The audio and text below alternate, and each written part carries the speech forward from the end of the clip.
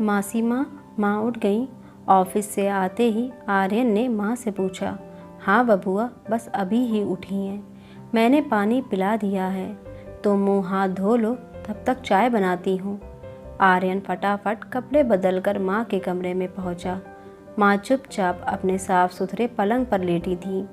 आर्यन ने पास जाकर पुकारा तो उन्होंने धीरे से आंखें खोली। माँ के भावविहीन निर्विकार चेहरे को देखकर आर्यन ने बामुश्किल अपने आंसुओं को रोका। तब तक मासी माँ चाय ले आईं। आर्यन ने अपने हाथों से माँ को चाय पिलाई और फिर मासी माँ की सहायता से उन्हें व्हील चेयर पर बिठाया और बाहर पार्क में घुमाने ले गया। पिछले 6 वर्षों से यही आर्यन की दिनचर्या थी। पिता को उसने बचपन में ही खो दिया था। माँ ने अकेले ही उसे पाला। घर की थोड़ी बहुत ज़मीन थी जो वे बटाई पर दे देती और उन दोनों का गुजारा हो जाता। आर्यन बचपन से ही मेधावी छात्र रहा।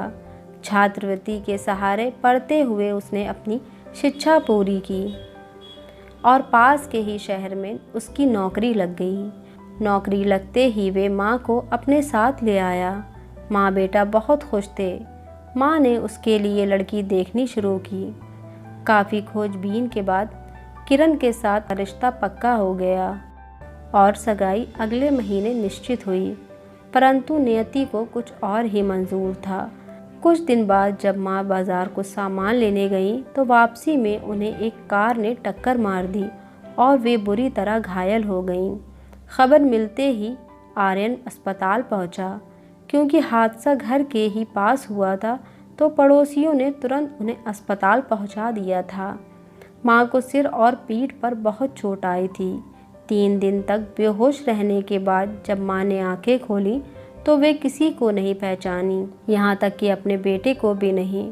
डॉक्टर ने कहा कि सिर पर चोट लगने से शायद उनकी याददाश्त चली गई है और रीढ़ की हड्डी में चोट की वजह से पैरों में हरकत नहीं है। शायद ये अपने आप कभी चल ना पाएं। आर्यन की तो दुनिया ही बदल गई।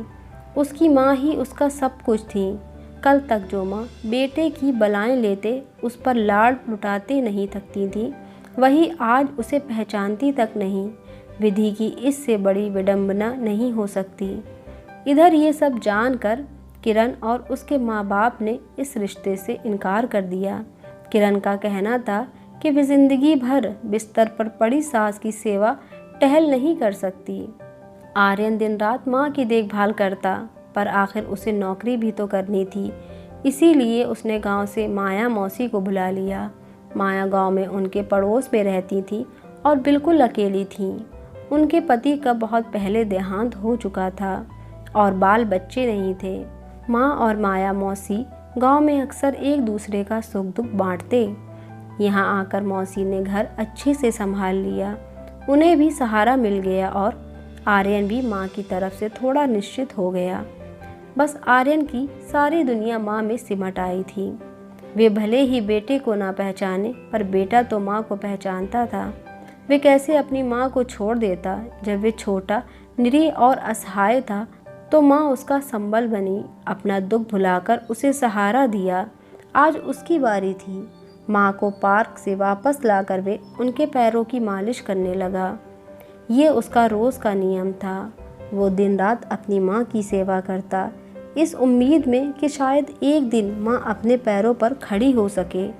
फिर उसने अपने हाथों से एक एक निवाला माँ को खिलाया। आखिरी निवाला खिलाकर पानी पिलाया और तौलिए से माँ का चेहरा पोंछा। माँ के चेहरे पर तृप्ति के भाव थे और बेटे के चेहरे पर संतुष्टि के। दोस्तों, अगर आपको ये कहानी पसंद आई तो प्लीज़ वीडियो को लाइक कीजिए और चैनल को ज़रूर सब्सक्राइब कीजिए। Thanks for watching.